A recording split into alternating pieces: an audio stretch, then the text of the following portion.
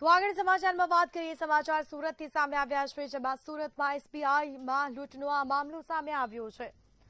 તો સમગ્ર મામલે કાર્યવાહી કરવામાં આવી. જોડાઈ ચૂક્યા છે જી દીપક. સુરતમાં જે એસબીઆઈ બેંકને લૂંટી હતી તે મામલે નવા ખુલાસાઓ થઈ રહ્યા છે, શું વિગતો?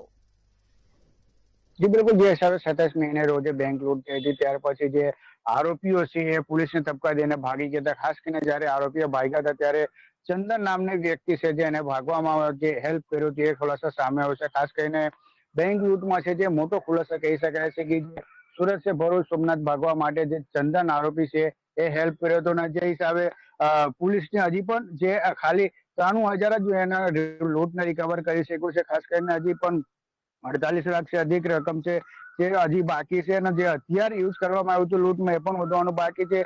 સુરત બિહારના એસટી સુધર શુભમ એમ સહિત બીજા એમને 2 દોસ્તાર છે જે એને સાથીદાર છે જે લૂંટમાં એને મદદ કરી તેને ધરપકડ કરી છે. ખાસ કરીને સુરત પોલીસ બિહારના જે માસ્ટર માઇન્ડ છે જે કુંદન પાઠક છે એને પણ હજી પકડવાનો બાકી છે અને ખાસ કરીને હજી ટોટલ 7 જણને પોલીસ ગિરફ્તાર કરી છે. હજી પણ ગિરફ્તાર કરવાનું જે તજવીજ હાથ ધરી છે અને વાઇટ કરી છે.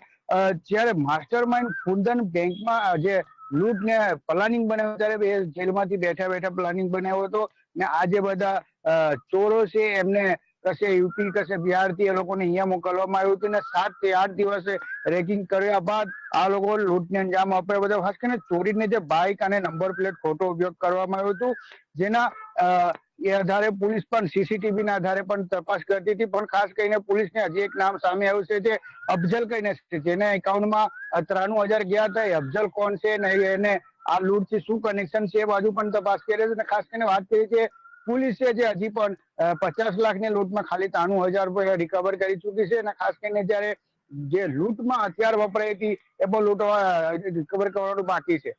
જી જાણકારી આપવા બદલ આપનો આભાર. ચોરીના બાઇકમાં મોટા ખુલાસા થયા છે.